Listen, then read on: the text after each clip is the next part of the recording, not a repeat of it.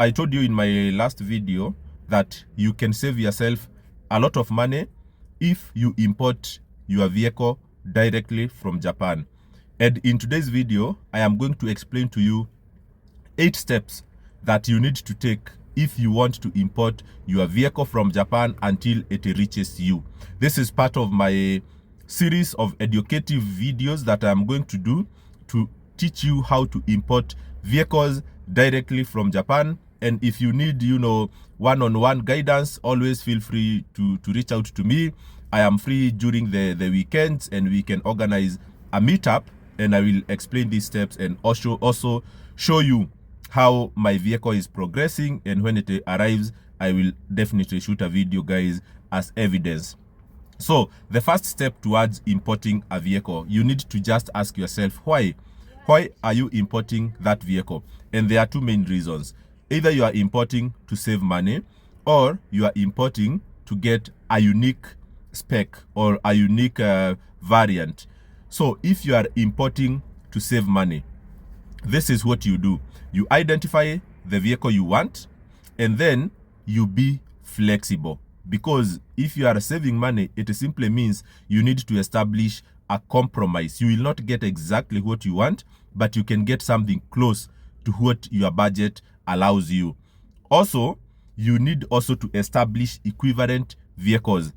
In as much as you have identified a brand and a model, let's say you have said you want to import Subaru Forester, and maybe your budget, after searching, you don't get a Subaru Forester that meets your mileage criteria and auction grade.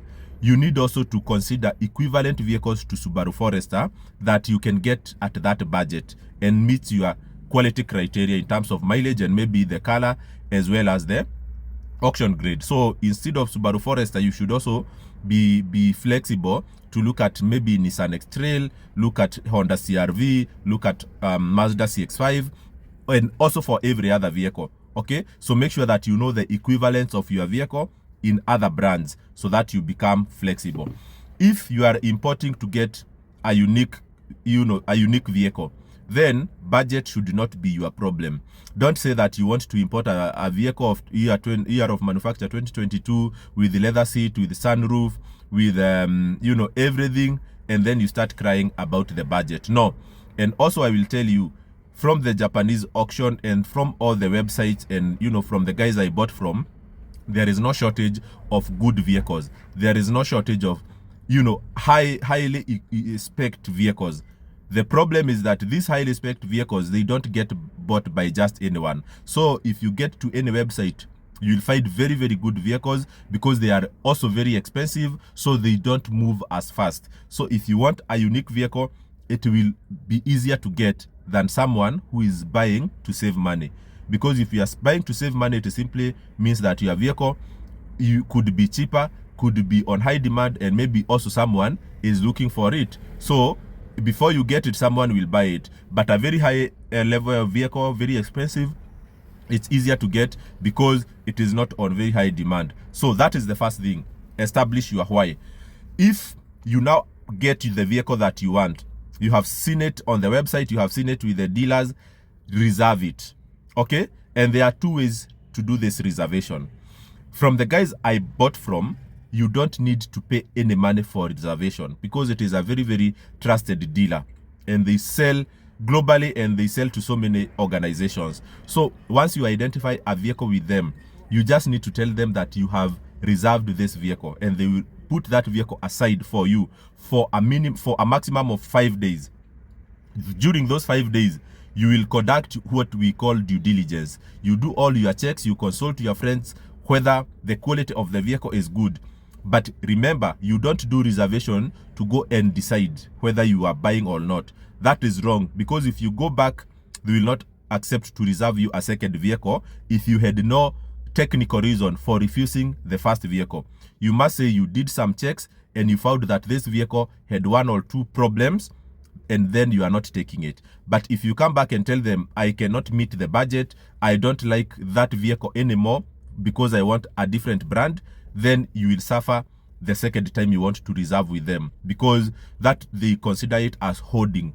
Hoarding is a situation whereby you curtail supply, like you refuse to sell, just for someone not to buy it, because you have refused the company to sell, but you are not buying. So that is a mistake from their side. So you don't also reserve to go and look for money, because by the time you are reserving, it is assumed that you already have the money that is needed to buy that car.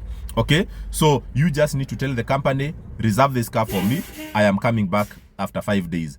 If a company tells you that you need to place some deposit to reserve a vehicle, run away. Okay, if a company tells you, if you find that the vehicle you had reserved before, you come back after 5 days and they tell you it has been sold, don't reserve with them again, because they are doing double reservation, which is very draining. Imagine you have done all the due diligence, you had loved the vehicle, just to come back ready to pay and they tell you the vehicle has been sold to someone. Run away for the second round. Don't reserve with them again. For referral about which company did that job for me, come to me and I will advise you. The third thing that you need to do after reservation is what we call the due diligence. Okay? And there are 2 steps of due diligence. The first one is what we call the auction sheet verification. You know, auction sheet is that paper that shows the condition of the vehicle when it is being sold to you. That auction sheet can easily be modified. It can easily be falsified. And the original version is always in Japanese. So when you go to some of these dealers, when they are selling to you, they will attach a translated copy, either in French or in English or in language that you want it. Most of these Japanese dealers, they will have the auction sheet in English. So you need to make sure that that auction sheet has the details. And also in the process of auction sheet verification, you will get further details about that vehicle when it was in the auction. And some of the things you will get in the auction sheet, there is a verification procedure that you pay $10. Okay, because Japanese has a very, very good digital system that documents everything about their vehicles. So all you need is to go to that organization, you pay them $10, and they will send you the original details of that vehicle as per its last auction.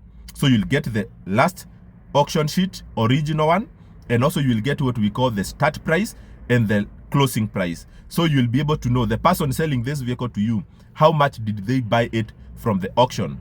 Okay, normally dealers will target to make 50% profit before they charge you the shipment fee.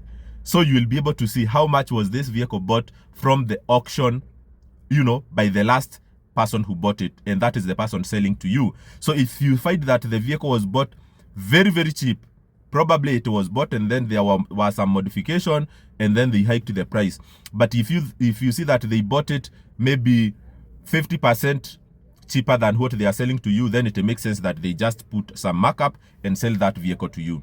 Okay, so those are the things that you really look up to, and also you'll get to see the date, exactly when was that vehicle bought from the auction, who was the auctioneer, who was the company, which company was putting that vehicle in auction, and which company bought your vehicle. So that is the verification in terms of auction sheet. The second due diligence thing you need to do is what we call the car history verification. I have told you in Kenya, for example, if you take your vehicle to Auto Express for service, Auto Express just maintain that data for themselves. If you take your vehicle to Total petrol station or any other recognized vehicle service station, in Kenya they don't share that data. But in Japan, that data is shared. You can be able to know for the last 5 years or since that car was bought, at certain intervals, where did it go for service, what was the mileage at the time of service. You also get to verify in the car history verification the accident history. Has that car ever been reported for accident? You get also to verify the recall history and what was the problem. For example, the vehicle I am bringing, it had a recall problem, but the recall was due to, it was due to the fuel pump problem. It was installed in some models of that brand in between 2018 and 2021, and then the fuel pump were failing. So all the vehicles sold had a recall. So I get that. I did a research, I consulted my mechanic, and they told me fuel pump recall, it was not a problem. And then you get to know whether that vehicle has an open recall issue, because if a vehicle is recalled by the manufacturer, they are taken back to their dealers, the problem is fixed, and then they are released, and the recall is closed. So my vehicle had no recall issue. So it was recalled, it was taken back, fixed, and then the recall was closed. So what you need to ensure is that your vehicle has no open recall. The problem it had, it was taken back, fixed, and now released. It also tells you about the auction history. So the auction sheet verification, what I have spoken you in the first place, you only get the details of the last history, the last auction.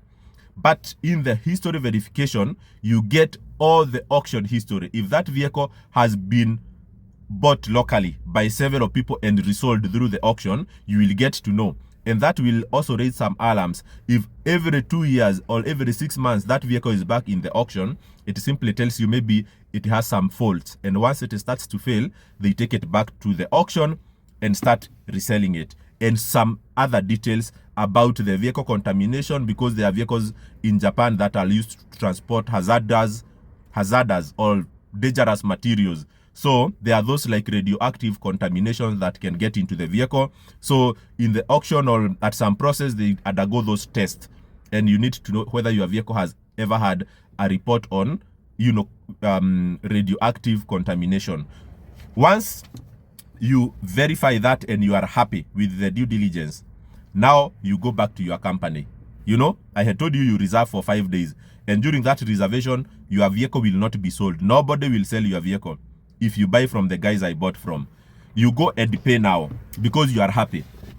If you are not happy, you go and tell them there are some mismatch between the information you gave me and the information I have found. So I'm not paying the vehicle. So the guys will, okay, no problem, cancel. They are not happy, but of course, in the auction vehicles, they promise to sell the vehicle as it is. So if you don't like it, they will not change it for you. They will let you go and buy whatever else you want. So if you are happy with everything, now you are going to do what we call cost and freight, or CIF, or cost, insurance, and freight.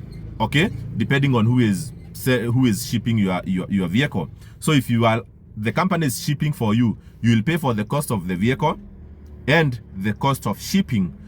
Most dealers will already have configured that pricing for you, so you don't need to worry a lot. So they'll give you a flat figure.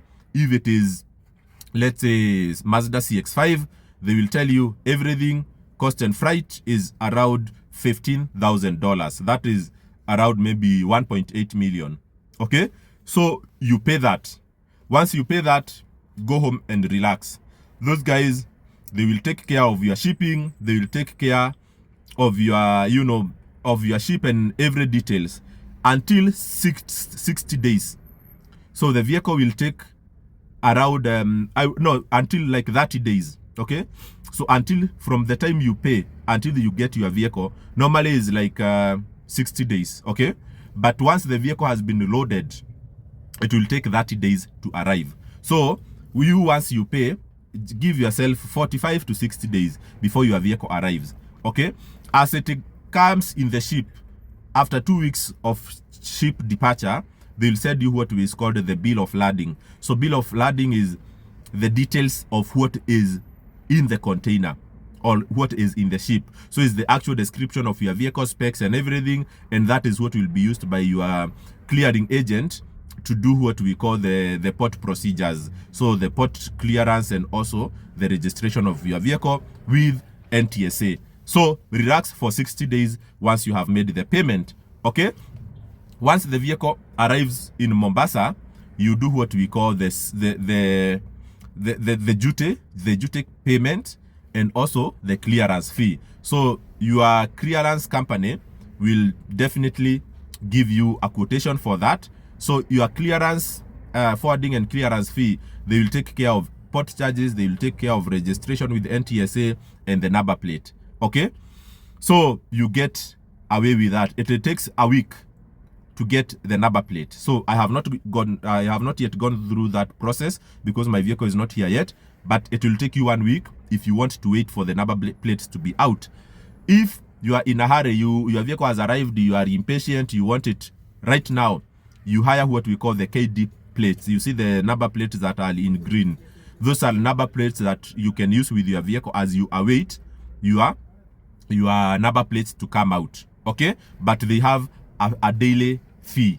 You pay to your dealer or someone in Mombasa. There are those companies that they lease or they rent out the green plates. You use it for a week before your number plate comes out. So don't miss that big event with your vehicle because the number plate is not out. You can use the KD plate. So while still in Mombasa, you can choose to go and pick the vehicle for yourself and drive all the way from Mombasa to your destination, either Mombasa, Nairobi, or wherever, or you can use truck for delivery. So for myself, I will definitely use truck because it is not advisable to drive a very, very new vehicle that you are not even sure whether it has enough oil, it has enough things, all the way from Nairobi to Mombasa to Nairobi, a distance of 500 kilometers. And also remember, if you are on KD plate, some people are discussing, is it possible to have comprehensive insurance or not? We have seen a lot of accidents, happening along Mombasa Road, and they write off brand new vehicles that have not even reached the owners. So I would say for purpose of certainty and peace of mind, better use the truck. And remember, the truck will charge you 25,000 only. Okay, 20 to 25,000. So if you are sending someone to Mombasa, it will cost you even up to like 15,000 or plus, because you will pay a driver to go to Mombasa to pick your vehicle. Maybe you'll pay him 5,000. Okay, you will put fuel of around maybe 7,000, and then you will pay his transport to go around 2,000, or if he is taking a flight, maybe 7,000. So at the end of the day, it is a zero-sum game. It will save you maybe 2,000 or 3,000 and put your vehicle at risk all the way from Mombasa to Nairobi. And remember, it is a vehicle that you have not even done a test drive. Some people will say that they do servicing in Mombasa before they drive, but to be honest, just save yourself all that hassle and pay for yourself a truck. Okay, and then when the vehicle arrives, that is another story. You are a vehicle manager, you have had a vehicle before, so you know how to do it. So that is the process. If you want me to help you with some further details, I have told you during the weekends we can organize a meetup. Always very happy to share this kind of information to help people save some money and get real value for what they are buying. Cheers, and see you in my next video.